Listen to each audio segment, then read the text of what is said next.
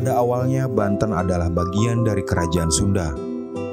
Namun pada 1525, Syarif Hidayatullah berhasil menaklukkan kerajaan tersebut atas utusan Sultan Trenggono. Tujuan penaklukan tersebut untuk menyebarkan agama Islam di Pulau Jawa. Syarif Hidayatullah merupakan putra Syarif Abdullah Umdatuddin. Beliau mengembangkan Cirebon sebagai pusat dakwah dan pemerintahan. Putranya yang bernama Sultan Maulana Hasanuddin berhasil mengembangkan kekuasaan dan menyebarkan agama Islam di Banten. Syarif Hidayatullah pada 1525 berhasil mengislamkan wilayah Banten yang dahulunya masih daerah kekuasaan Sunda Pajajaran. Kemudian menyiarkan agama Islam dan memerintahkan anaknya, Sultan Maulana Hasanuddin, untuk membangun istana di Banten. Banten merupakan salah satu kerajaan Islam terbesar di abad ke-16. Pelabuhan Karanghantu menjadi bukti kejayaan Banten. Pelabuhan Karanghantu merupakan pusat perdagangan domestik maupun internasional.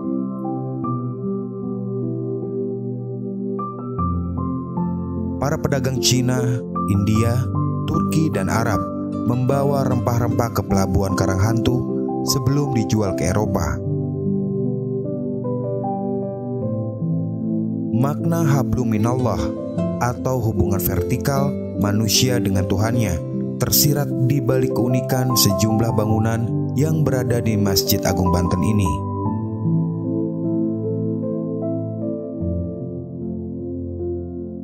Ceritanya, Banten terkenal dengan pusat peradaban Islam di masa pemerintahan Kerajaan Sultan Maulana Hasanuddin Banten. Beliau menyebarkan Islam di Nusantara ini, khususnya di negeri Banten, merubah secara totalitas dari kebudayaan yang primitif menjadi budaya yang memang Islami. Sultan Hasanuddin adalah putra daripada Syekh Syarif Hidayatullah, Sunan Gunung Jati Cirebon. Beliau diutus oleh ayahnya untuk menyebarkan Islam di negeri Banten, sehingga pada gilirannya sukses, sehingga membentuk satu kerajaan, namanya adalah Kerajaan Banten, Kesultanan Banten, di mana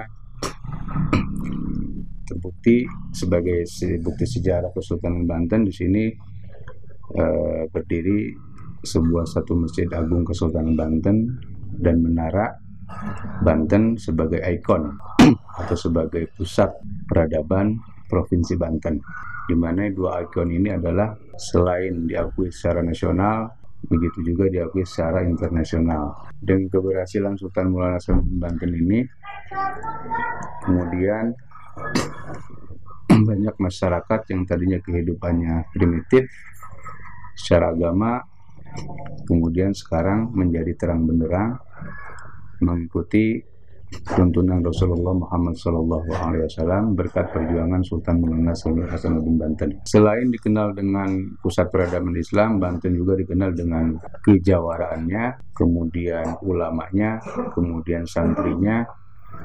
Maka Banten menjadi pusat perhatian menjadi pusat perhatian dunia, sehingga dari hari ke hari, dari minggu ke minggu, ribuan bahkan jutaan pengunjung berdatangan untuk ziarah silaturahmi di Masjid Agung Kesultanan Banten yang terkenal adalah dengan Raja Sultan Maulana Hasanuddin Banten, di mana bangunan masjid itu tersendiri mempunyai ciri khas tersendiri. Pintunya aja terdiri dari 5 pintu, itu menandakan rukun Islam ada 5, kemudian tiang-tiangnya ada 12, itu menandakan rukun sholat. Jadi Sultan sendiri tidak sembarangan membangun satu masjid, dan juga adalah penuh nilai-nilai nilai-nilai historis ya, nilai-nilai sejarah. Kemudian Menara Banten juga menjadi salah satu ikon yang sangat terkenal. Menara Banten ini adalah yang dulunya konon digunakan untuk azan ya, supaya terdengar di seluruh masyarakat, karena memang pada zaman dulu belum ada namanya speaker atau mic gitu. Selain itu juga di Banten ada Benteng Surosoan, ada Benteng Spilwik, ada Benteng Kaibon, dan itu pun mempunyai karakteristik tersendiri. Sedangkan Benteng Surosoan adalah sebagai benteng pertahanan Sultan Maulana Hasanuddin Banten, sedangkan Benteng Spilwik adalah benteng pertahanan Belanda yang pada saat itu adalah terjadi pertempuran yang sangat dahsyat konon ceritanya. Jadi masing-masing ini mempunyai benteng pertahanan. Selain itu juga ada Benteng Kaibon ya, yang terletaknya tidak jauh dari Benteng Surosoan, sekitar 1,5 kilo dari Benteng Surosoan.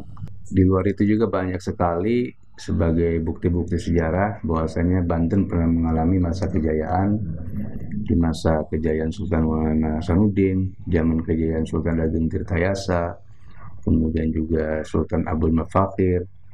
Banyak sekali setelah generasi-generasi Sultan Maulana Hasanuddin juga mengalami masa-masa kejayaan Islami.